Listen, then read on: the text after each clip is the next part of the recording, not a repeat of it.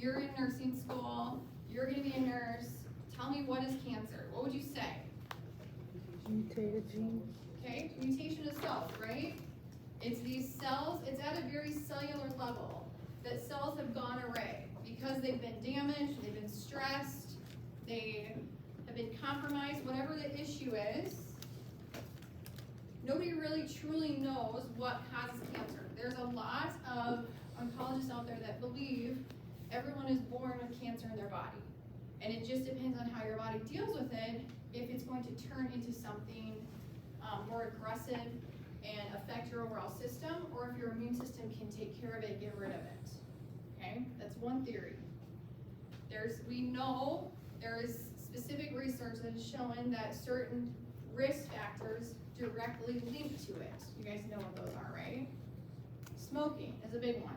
They know 100% people who smoke have a much higher chance of developing bladder cancer. Bladder is actually a much higher risk of getting from smoking than lung cancer. Some of you guys are surprised by that. True statement. People who smoke or have been exposed to a lot of secondhand smoke, high risk for bladder cancer. Really any type of cancer, because we know smoking is a carcinogen, right? Nicotine is a carcinogen. It damages cells. So at a cellular level, it damages those cells and causes them to act array. That's what turns into cancer. So you guys know what these terms mean. Hyperplasia. What does that mean? Somebody said to you, hyperplasia of a cell. What does that mean? Okay, what does the word hyper mean? If you have hypertension, high, right? So you have a high abundance of cells that are misbehaving. Okay, so you guys maybe have heard of cervical hyperplasia, right? In OB, did you learn about cervical hyperplasia? Somebody goes in for a pap smear and they have abnormal cells. They have cervical hyperplasia. So maybe it's from hormones, have damaged some of those cells.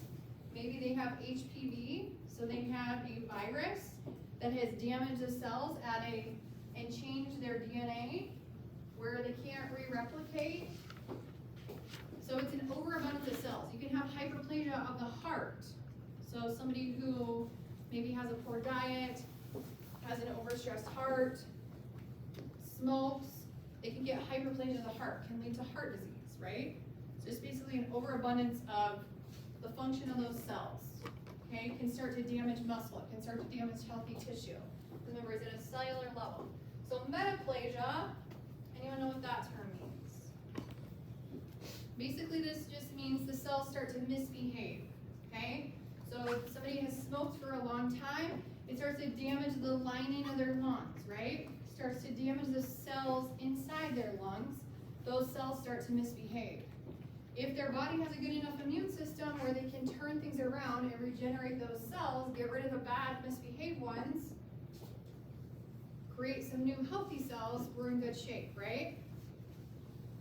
But if they misbehave bad enough, that's what turns into like a lung cancer. Okay, so it all happens at a very cellular level. Dysplasia, what does that mean? Any ideas? Cells start to lose their DNA. So their genetic makeup that they can identify as, I'm a cell that came from lung tissue. My job is to help these lungs breathe, transport oxygen, carbon dioxide, make healthy lungs. So if they start to lose their DNA and become damaged enough, they potentially can turn into cancerous cells as well. Okay? Anaplasia is there's no DNA. You can't identify that cell anymore as like a cell that came from the lungs or a cell that came from the cervix. Because it's been damaged enough, it's lost its DNA, the body can't recognize it, so it can't destroy it, it can't do anything with it. So these are when things become dangerous, right?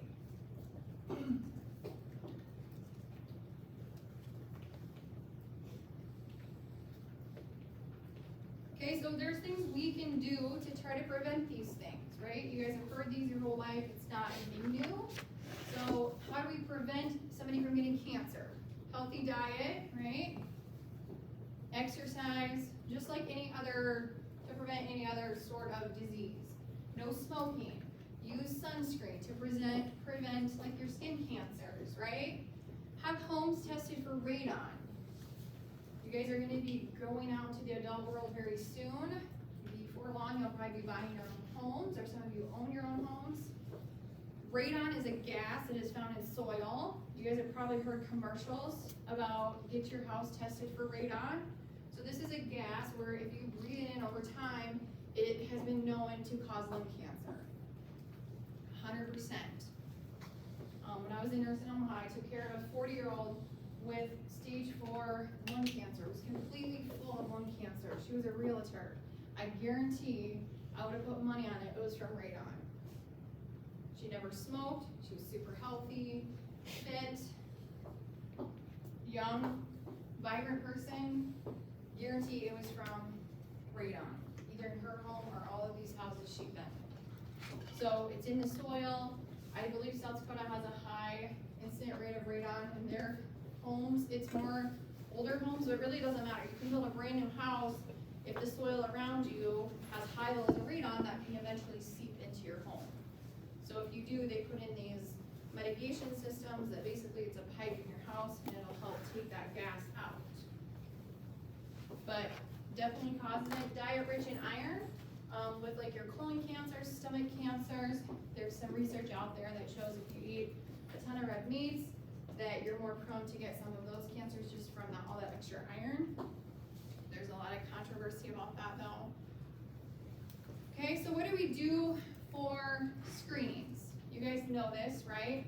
Pap smears for women to prevent cervical cancer, breast self-exams. What else do we do that's not up here? For prevention. What level of prevention are a lot of these things? Secondary. All screening. The first screening is secondary. Includes levels of prevention. Okay, so mammograms, right? We encourage women to get mammograms. At what age? Starting at age 40. There's some contradicting information. Women are getting diagnosed younger and younger all the time with breast cancer. So should they start them at 35? There's been the flip side of they don't need to get a mammogram until they're 45. So the standard right now still is age 40, unless they have a strong family history of breast cancer in young women in their family, then they'll start at age 35. Okay, testicular exam. Men in here, how many of you guys do a testicular exam once a month? You don't have to raise your hand, we really don't need to know, but you should. Okay, my very first shift as a brand new nurse, a baby nurse, I worked on the oncology floor right out of the bat, and I took care of a 19-year-old boy whose testicle was the size of a grapefruit, and he was going to surgery the next day to have both his testicles removed from testicular cancer. And he had waited way, way too long because he was embarrassed to tell anybody, right? Because that age, you don't really talk about your testicles with anybody, right? You guys don't have that at dinner conversation, like, yeah, I did my testicular exam this week, we're good. Okay, but you should be, always checking for lumps or bumps. This kid was terrified, right? And here me, brand new baby nurse, I just talked to him about, well, do you ever want to have kids? Because guess what, they're removing your testicles tomorrow. Maybe we need to bank your sperm if you ever want to have a kid in your future. Okay? Cologuard they can use for colon cancer. So this is where a primary physician will say, hey, 50-year-old doesn't want to go get a colonoscopy because they're terrified or whatever, for whatever reason. So they can mail them a card specifically to their house. They take a stool sample from home, they put it on this card, and they send it back into a lab. They actually look at the DNA in their stool on that card, and it tells them their risk. So it's not 100%, so even if somebody has a positive Cologuard test, it's not 100% that yes, you're gonna have colon cancer. It just means that they see something different in their DNA. So maybe they have hyperplasia, metaplasia. Maybe they just see something abnormal, and then that person has to go in and get a colonoscopy. Okay, we know they do colonoscopies for colon cancer screening. What age? I just told you. Age 50. Unless they have a strong family history, then they'll start at age 40. Okay? DRE or PSA, what are those screened for? Prostate. Digital rectal exam is DRE. prostate, turning cough, right? So they're feeling men's prostate to see, do you feel any sort of lumps, bumps, nodules there? A PSA is a blood test that they can do. Okay, so assessment. What kind of assessments are we gonna do if we suspect somebody has cancer? It's kind of a loaded question. It really is an ongoing assessment. What about children? How do you think we would assess if a child has something suspicious? There's a lot of childhood cancers out there. How would we know? How would your assessment be any different? Would it be any different? What do you guys think? If a kid's not growing right, not meeting developmental milestones, they're having nosebleeds. Okay, a lot of kids will get leukemia, blood cancer. One of the first signs is they'll get horrible leg pain because their bone marrow is producing too many immature cells, which we'll talk about later when we get to the blood cancers. But their first complaint will be like horrible pain in their bones because basically their bone marrow is trying to overwork, but it's making unhealthy cells. Or nosebleeds because they don't have enough platelets, right? They're clotting factors. Anyone with cancer, it screws up their clotting factors. We'll talk about that. Okay? Any lumps, bumps?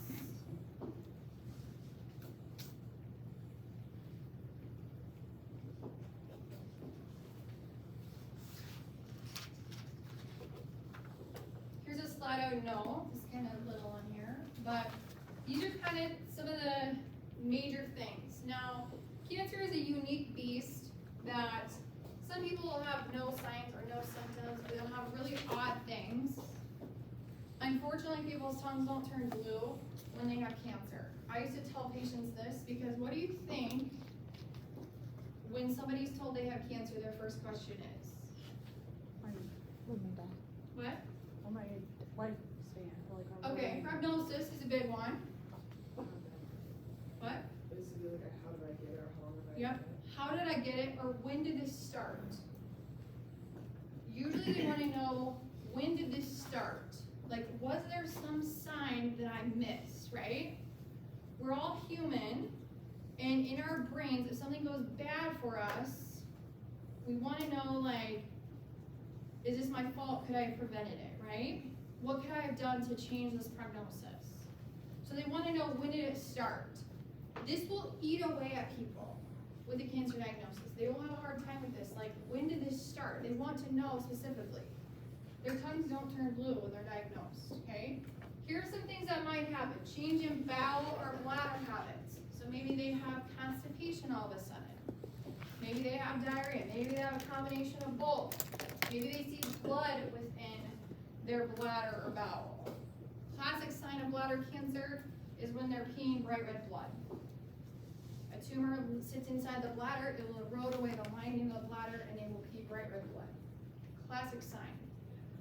Doesn't always happen though. Colon cancer. My husband's dad's cousin just got diagnosed with stage 3 colon cancer. Had a colonoscopy 6 months ago. He had been feeling kind of tired, really no other symptoms. Bowel habits completely normal. Eating habits completely normal. Sleeping fine. Just a little more tired than normal. He's 70 years old. He just retired, so he's like, well, maybe I'm just adjusting to retirement. Maybe I'm just getting older, getting tired, right? We make excuses. One day he gets up.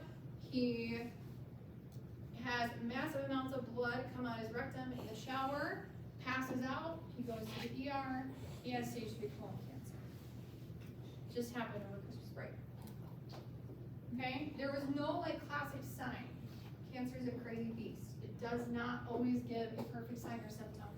But changes of bowel or bladder habits is things we educate patients to watch for and to report. How many of you have had to change our bowel or bladder habits in your life? Probably a lot of you. You don't have cancer, right?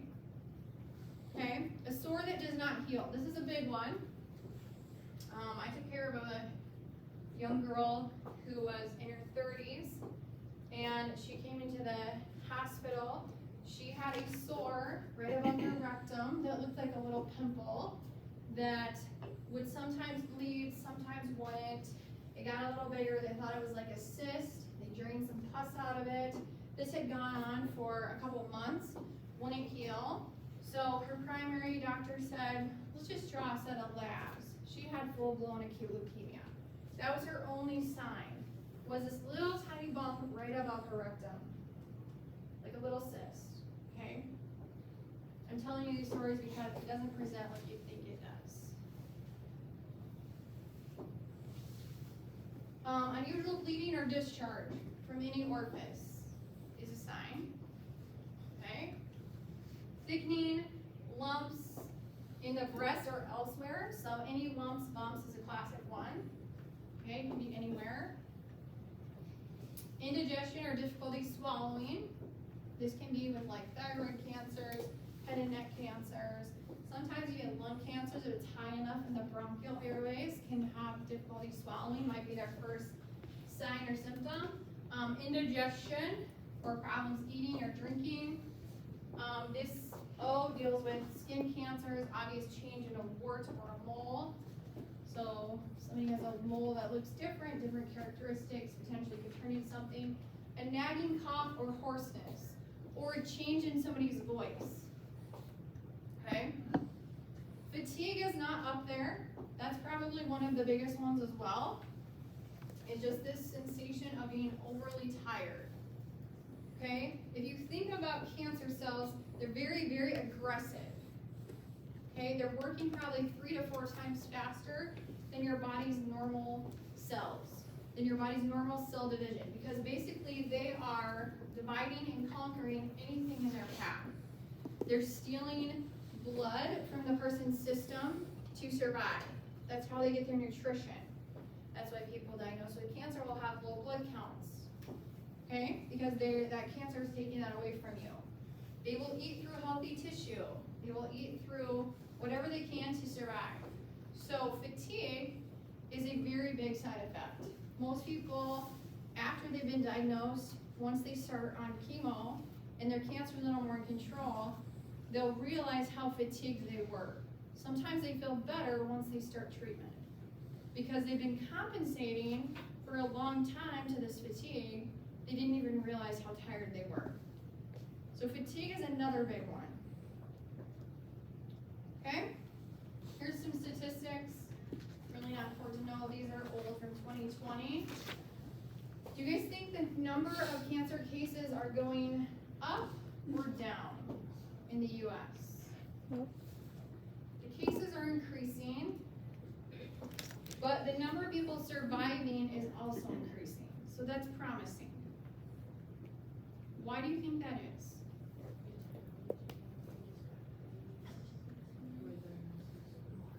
Maybe found earlier, prevention is becoming bigger and bigger, although there is still probably the majority of people diagnosed with cancer are at a later stage, meaning it was not caught early.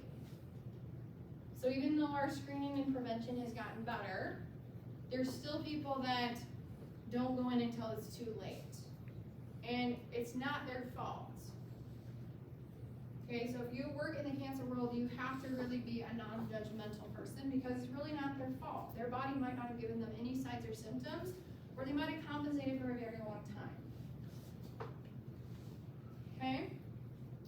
Technology is a huge one. There is a lot of research happening as we speak in the genetic world with cancer, with any type of medicine really. But in the cancer world, this is huge. I really hope sometime, I'm not sure it'll be in my lifetime, but for sure, hopefully in your guys' lifetimes, that there will no longer, we won't treat cancer with chemotherapy. I truly believe this will happen someday. We're getting closer. Because they're studying people's genetic makeup. Remember, this is all at a very cellular level, right? So what is your DNA?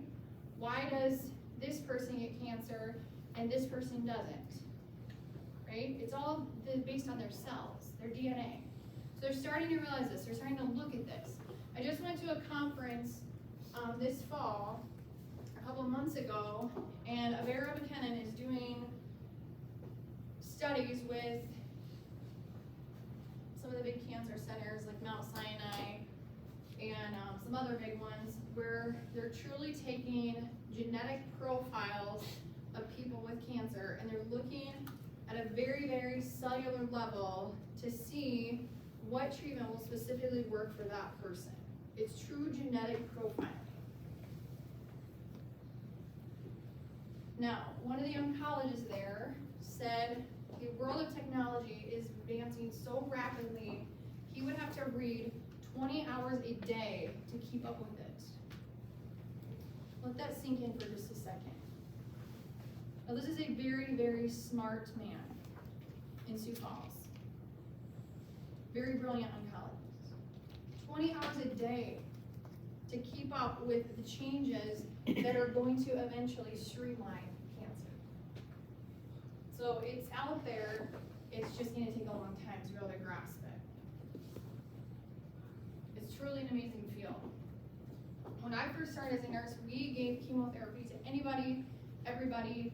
Everybody's first chemo was all done in the hospital, and they all got pretty standard doses. That practice isn't even happening anymore. You rarely see people inpatient getting chemotherapy unless it's like acute leukemia or the blood cancers or transplant patients. It's all done as an outpatient, and it's all very dose specific to that person. So a lot of changes have happened in 20 years. So the next 20 is gonna be a really exciting world. Okay, that's my soapbox. We're gonna move on. So treatment's getting much better, but a lot more people are being diagnosed, and a lot more people are being diagnosed younger. Why do you think that is? There's a lot of controversy about this. Environment. Do we live in an environment that has more toxins than it did before, than it did 20 years ago? Maybe, maybe not. Chemicals, maybe, maybe not. Food that we eat.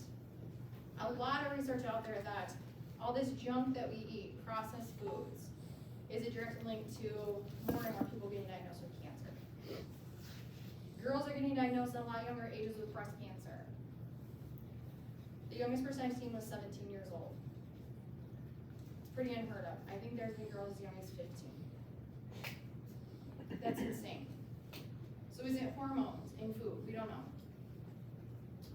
So it's a group of complex diseases whose manifestations depend on the affected body system. It's marked by uncontrolled growth and spread of abnormal cells. We really don't know the rhyme or reason why one person gets it, this person doesn't. Again, lots of myths, lots of theories out there. One of the oncologists I worked with for years just said, it's just bad luck. This person gets it, why this person doesn't, it's just severely bad luck. I've seen the healthiest people get cancer for no rhyme or reason, and then people who should, you've seen it, smokers, people who smoke into their 90s, have terrible lifestyle, terrible eating habits, they live to be 100, right? No rhyme or reason. Okay, so let's talk a little bit about benign versus malignant, okay? So if you have something that's benign, what does that mean? What does that mean? What? It's not cancerous, right? So somebody give me an example of something that's benign that grows in your body. What? Lipomas, a cyst, right? Fibromas, adenomas. So any like basically cluster of cells that lump together form a cluster of cells or a bump or lump on the body, but isn't malignant, right? It's just benign. Okay, so malignant means that if it's not treated, growth will occur. It is cancerous. It will spread and do damage and potentially be lethal. So here's a great comparison of the difference. So benign tumors are typically small, typically slow growing, non-invasive, so they don't invade into other tissues, blood vessels. They just kind of stay in their own little area, pretty harmless. If somebody has like a lipoma, fibrinoma, we don't really have to do any sort of medical intervention unless it's causing like a cosmetic problem or if it's pressing up against something where maybe they have to get it removed, right? They usually stay pretty localized, they don't invade or metastasize. So metastasize is just another word for spreading, right?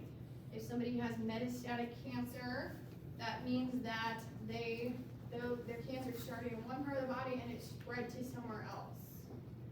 Okay, that's what metastasize means. You will hear people say, oh, my grandma died of bone cancer and lung cancer. Chances are she probably had lung cancer that metastasized to the bone. It is still lung cancer cells that develop, or lung cells that developed into cancer, and those spread into the bone. So it's not two cancers, which is a big myth in the general population, I feel like. It is cells that started in one place and spread to somewhere else. Metastasize, okay? So malignant tumors, they metastasize to other parts of the body. They're rapidly dividing. They will invade, destroy surrounding tissues, cause major damage. They're poorly differentiated versus well differentiated. What does that mean? At a cellular level, if you take a biopsy, so you take a sample of tissue, so say somebody has a fibroadenoma in their breast, and you take a sample of that and you look at it under the microscope, that cell is going to look like a normal healthy cell. It's going to be well differentiated, right? It just means it looks very similar to a breast tissue cell. It just might have some fatty components in it, because that's really what a fibroadenoma is, right? It's some extra fatty cells that form kind of this lump in there. Okay, poorly differentiated means that the less differentiated you get away from the original cell, the worse diagnosis they're going to have. Okay, so when they look at these cancer cells under a microscope, they'll look, okay, is it well differentiated, which means we caught it pretty early. Is it poorly differentiated? It's starting to change the structure of that cell's DNA into more of a cancer-looking cell versus a breast cancer cell or breast tissue. Okay, some can be undifferentiated, so it doesn't even identify as breast cells any longer because cancer is taking over. Make sense? So you'll hear these terms in cancer world: well differentiated, poorly differentiated, undifferentiated. It helps them determine how aggressive this is or how long it's been going on. Okay, invasive, again, it can invade into the bloodstream, into other tissue, other organs. Malignant are fast growing, typically large because it can spread and destroy a lot faster. Okay, here's another picture that just kind of shows normal healthy cell division. So you guys learned this way back when, right? In biology, maybe in patho, how cells normally divide, right? They start to divide, they destroy themselves, the body makes new, regeneration, okay? This, in cancer cell division, they become metaplastic, dysplasia, so they start to lose that normal healthy cell's DNA.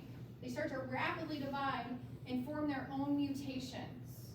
So this is when it becomes scary, because the body no longer recognizes this as a cell they need to destroy, because it has made its own mutations, and that's when it takes off and becomes uncontrolled growth and a massive tumor sitting inside someone's body that may or may not kill them. Make sense? The difference?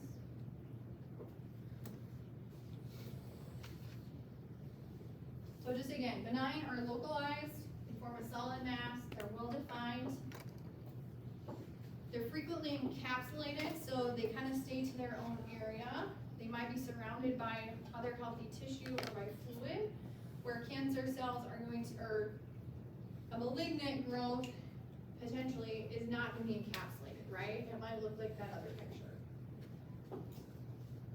So if you guys saw this, this is a scan of somebody with a mass in their brain. Would you say that's benign or malignant? What? What do you think? Does it look like it's encapsulated? Is it invading structure, or is it just sitting there? It's just sitting there, right? So it's not invasive. So if somebody has a malignant mass in their brain, you will see a shift in their hemisphere, in their brain, right? It will start to invade brain tissue. This is my uncle's brain. Well, his head, a scan of his head. He lives in Washington State. He had recently retired, moved out of his long-term dream house into the city.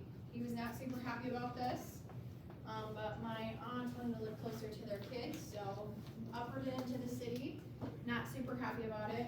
So his mood had started to change a little bit over a couple months' time. She just thought he was depressed because she made him move to Spokane, yada, yada, yada. They went to Europe on a vacation. He just didn't act right the whole time they were there. This went on for a period of about 6 to 8 months.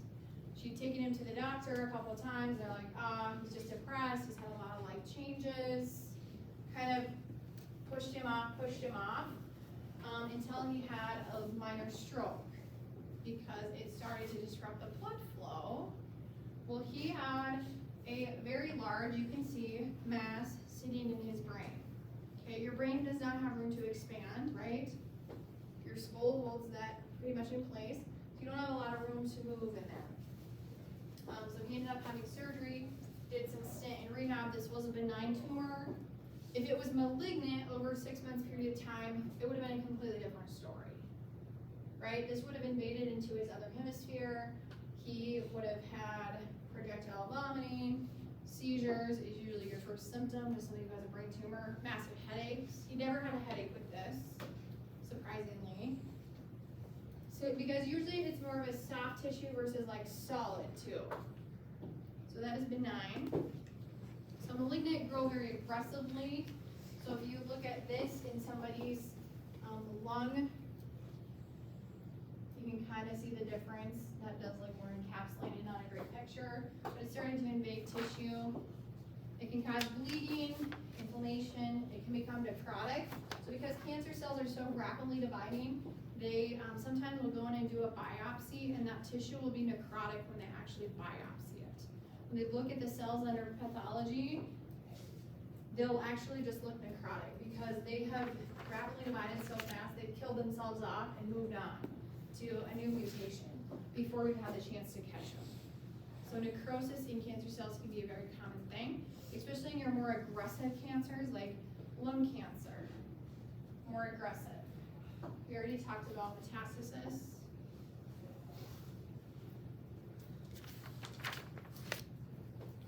Okay, we talked about differentiation. So cancer cells or malignant cells will lose their differentiation. So they'll lose their look, start to lose their normal DNA of the cell that it started as. They're irreversible. So once they turn into a cancer cell, there's no turning back. They've lost that DNA. They're going to start to destroy and mutate in as much as they can until they're stopped. So they alter the body's own cell structure. Okay? They can promote their own survival by stealing nutrients, blood supply, tissue from the body. They can cause pressure atrophy. So if somebody has a huge tumor sitting on their chest, it can cause heart problems, right? It can cause coughing. It can cause severe problems. Somebody has a tumor sitting on their spine, extreme amount of pain, right? It can cause numbness, tingling.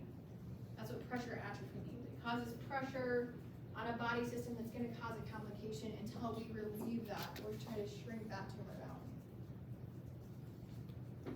Okay, we already kind of talked about metastasis. We'll talk about this more when we get into the different types of cancers and kind of based on where it's at, where they tend to spread to first and why. So really 2 ways that cancer cells metastasize. What do you think those are? Through what systems? Blood? What's their other symptom? What do we assess for lumps and bumps? Lymph nodes, so the lymphatic system. Okay, so if a cancer starts in an organ, it's going to go to the lymph nodes first. Because remember, our lymphatic system is our basically body's filtration system. Its job is to recognize something abnormal in the body and try to get rid of it, try to filter it out, right?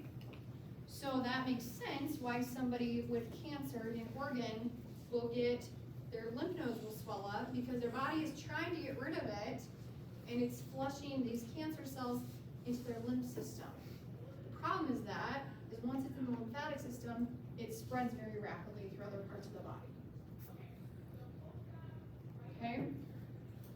It says an estimated 56% of all cancers have already spread by the time the primary tumor is identified. That is a very true statement.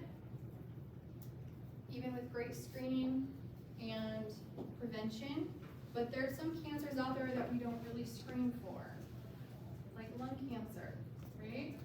We know people smoke. Actually, the chance of people, true lung cancer, if you took all the people in the world diagnosed with lung cancer, it would be about less than 12% that actually smoked. So yes, we know there's a correlation. We know that smoking damages those cells. We know that it leads to cancer, but not in all cases. A lot of times it's pure bad luck. It's whatever other theory out there. Why someone else gets colon cancer and somebody doesn't. But a lot of them are spread or already at stage 3 or 4 before they're ever found. Because you can have something growing in your lung for a long period of time, and your body will compensate for that for a very long period of time until it spreads and starts to cause either inflammation or pain. I took care of a patient that went to the doctor because he literally had a huge lump growing out of his forehead. Looks like he had a horn on his head, not kidding. Huge lump. So they go in, they think it's a lipoma, think it's a cyst, a little biopsy it just in case, boom, lung cancer. That was his only symptom, a big old bump growing out of his head. He did not have a cough, he was not short of breath, he was not coughing up blood. He, looking back, was tired, but we're all tired, right? So fatigue is a hard symptom because everybody's tired in their whole life, right? Especially if you're sick, whatever. So that was his only sign and symptom. Big old bump growing on his head, had stage 4 lung cancer. Okay? Before we left him alone, I took care of a 40-year-old who came in with severe back pain. She got into a chiropractor, wasn't getting better, stage 4 lung cancer. Her bones were completely full of tumors. Completely full. Never smoked, 40 years old, had young kids. Her son had died in a horrific car accident about a year prior. There is some oncologists that believe that if you have enough high stress, the damage stress does to your body will affect your immune system enough, you will get cancer. Now, none of you, you've been in a very stressful environment for 2 years, you guys will not get cancer when you graduate, I promise. But there was a physician that solely believed that stress was one of the number 1 causes of cancer. Okay? There's a myth that if people have surgery and they already have cancer in their body, that once they cut them open, it'll spread. You guys have probably heard this, right? Everyone's looking at me like, what? That's stupid. Okay? Let's think about this. Cancer cells are how big? Very microscopic, right? So can a CAT scan always pick up a microscopic cell that's that tiny? No. So somebody might on scan pictures not look like it's spread everywhere, go to have surgery, they open them up, boom, it's everywhere. Microscopic. That's why, okay? So that's the myth to that madness.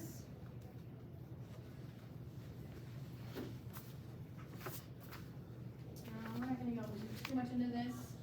Some theories of why cells mutate. We know a little bit about oncogenes. So if I said to you what's an oncogene, anything pop in your guys' head? You've heard of oncogenes before. Think of the breast cancer world. BRCA gene, BRCA. So these are genes that are on somebody's cells that makes them more likely to develop cancer. So for breast cancer, the BRCA gene. Okay, we know that if people have HPV in their system, 99% probably going to get cervical cancer. There is that direct correlation if they have HPV. That's why the Gardasil vaccine is so important to prevent women from getting cervical cancer. You also have tumor suppressor genes. So these are genes that actually will help cells not turn into cancer. They kind of suppress that mechanism. This is not really a slide you guys need to know, just kind of some info about it. It takes less, or any cancer cell that's greater than 1 centimeter can overtake someone's whole entire body. So think about that for a second. 1 centimeter is all it takes for a cancer cell to ruin someone's body. That's why it's so nasty. Okay, some other causes, chemicals within the air, radiation.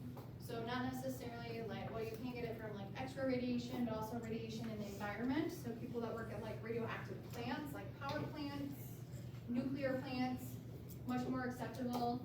Viruses, we talked about HPV. There's some other viruses out there that tuberculosis can be correlated to bladder cancer. You guys didn't know that? Hormones.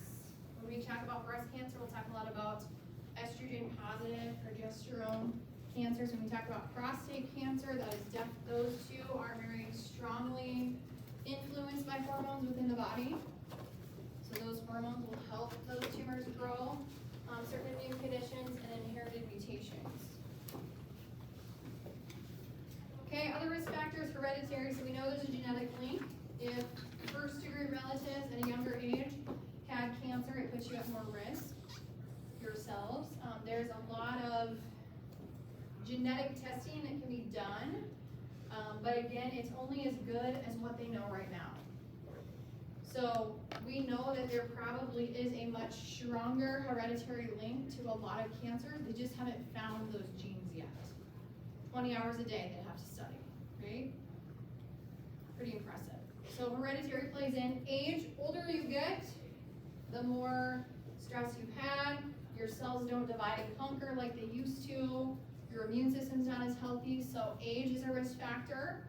So you'll see more people get diagnosed 60 and older, although we know there's lots of cases of younger people being diagnosed with cancer all the time. Poverty, there's some research that shows if you live in poverty, you're more susceptible to get diseases. Cancer is not left out in that. Why do you think that is? Why does poverty have anything to do with it? Because you don't seek help. You don't seek medical help. Right, they might not seek any sort of medical help, might not be able to afford it, might not know they should. What is their diet like? Probably pretty crappy, right? So sometimes diet can lead into that. They probably don't have the most healthiest diet. Maybe they don't belong to any sort of gym because they can't afford a gym membership, or they don't really value good health, right? Stress is a big one. I already kind of talked to you about stress and the impact it can have on your cells. Diet, occupation, so people that work with a lot of chemicals, work with radiation, obviously can put you at higher risk. Okay, other things, infection, so people who've had chronic infections, their immune system is wore down. So chronic wear and tear on your immune system makes you more susceptible to develop cancer in the future. We know tobacco, alcohol, so people who drink alcohol, drink excessively, put you at higher risk. Drugs, there's a correlation there. Obesity, especially breast cancer, women who are overweight have a higher incidence of developing breast cancer. Why do you think that is? What is stored in fat cells with women? Hormones, estrogen, right? Women who are overweight, you have a lot more estrogen flowing around your body. Estrogen is a feeder to breast cancer. It's estrogen positive, so women who are overweight have a higher risk. Sun exposure, obviously that's more for like your skin cancers, but it is, those UV rays can be toxic. Secondhand smoke is another big risk you don't always think about, but there's been a lot of evidence out there that people exposed to secondhand smoke, it's almost as bad or worse than the person who's actually smoking, because you're constantly breathing in their toxins. there's a lot of research around kids that have been in homes with secondhand smoke tend to develop like leukemias, lymphomas, and bone cancers more than other kids. Makes sense, it's a carcinogen, they're breathing it in, and now affects their immune system beyond there. Marijuana, there's a correlation between marijuana and testicular cancer. So men, stay off the weed. Protect your jewels.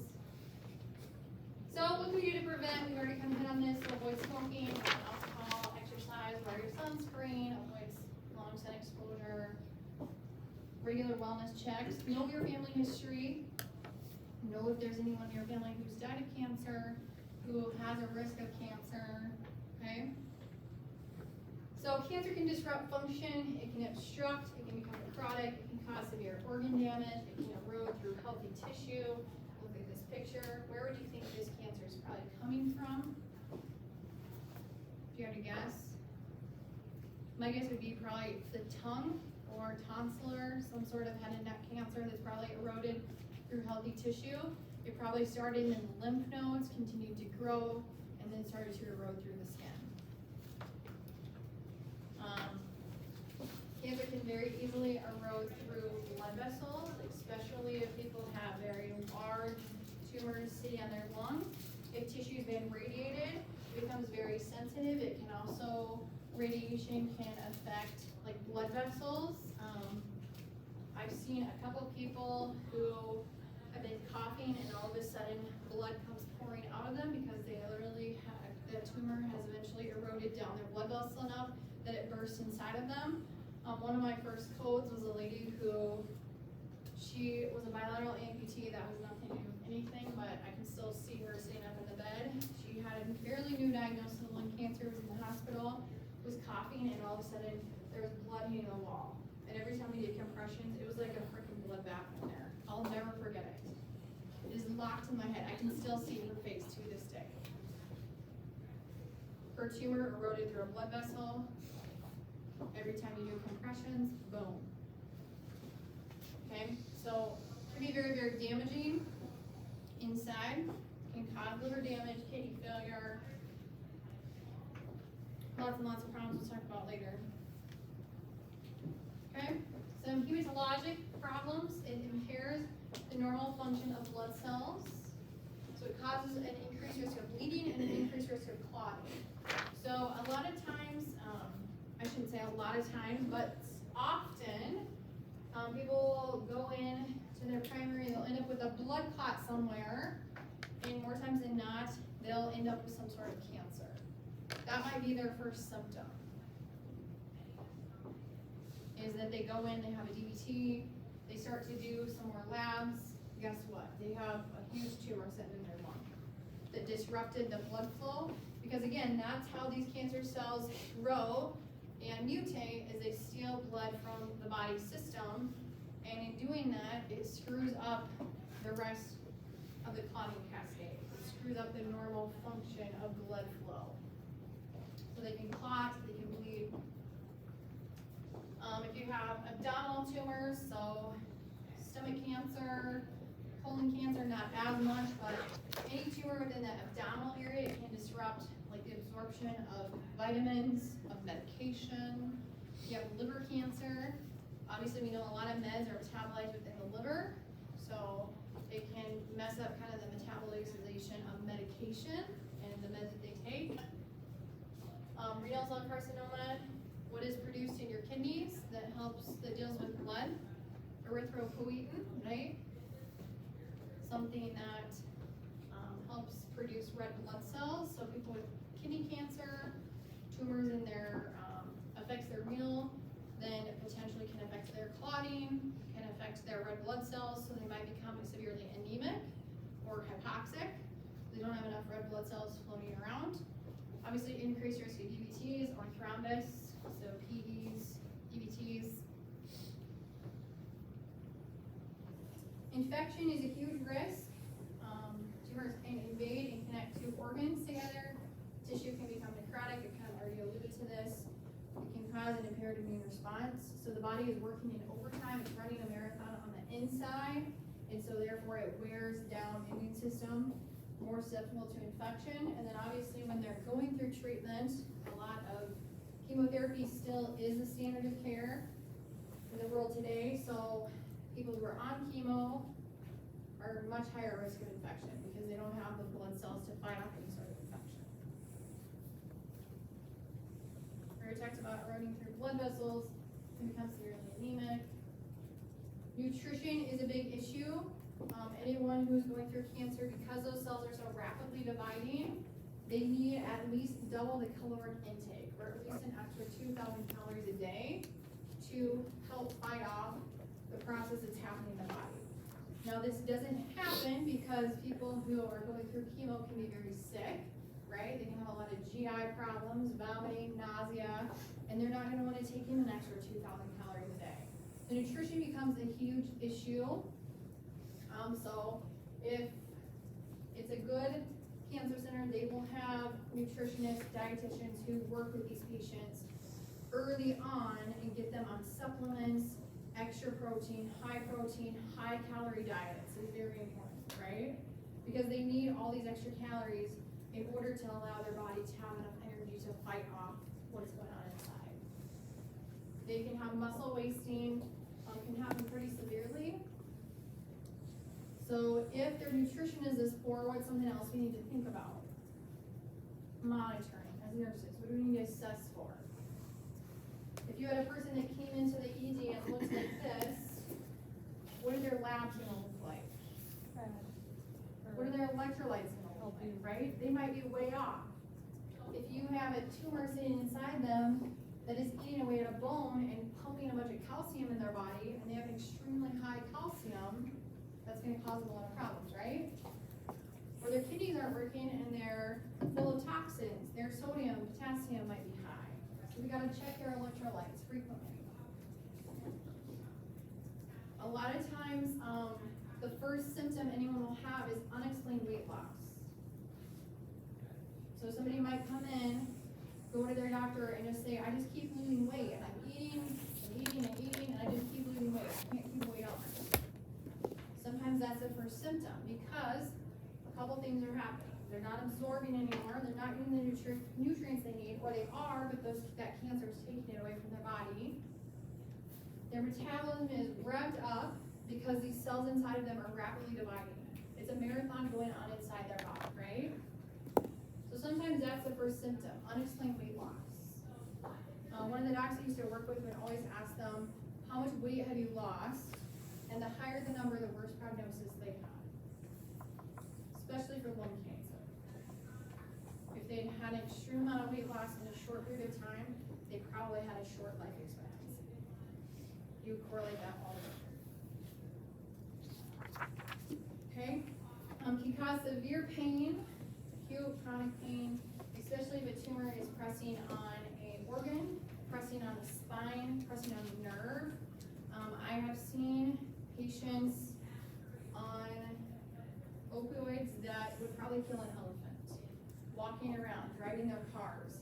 I took care of a lady that was on a PCA pain pump. She had a 250 microgram fentanyl patch with a morphine PCA pump that she was giving herself, driving her grandkid to and from school. Very, very high tolerance of pain. It would literally kill an elephant. Now the FDA has kind of cracked down on opioid prescriptions and has kind of tied a couple oncologists' hands as to what they can prescribe. So a lot of these patients now have to go to pain clinics, be on pain protocols. It's getting harder and harder to treat cancer pain sometimes because of regulation by people out of their control, which is really sad. Because there's no, if you have a large tumor sitting on a bone and eroding a bone away, can you imagine how painful that is? Or sitting on someone's nerve and there's nothing you can take that stops that deep burning sensation. So they use a lot of holistic things, like there's a lot of evidence about CBD, marijuana, for cancer-related pain. So they could do their research on that research topic right there. And then obviously the psychological component, right?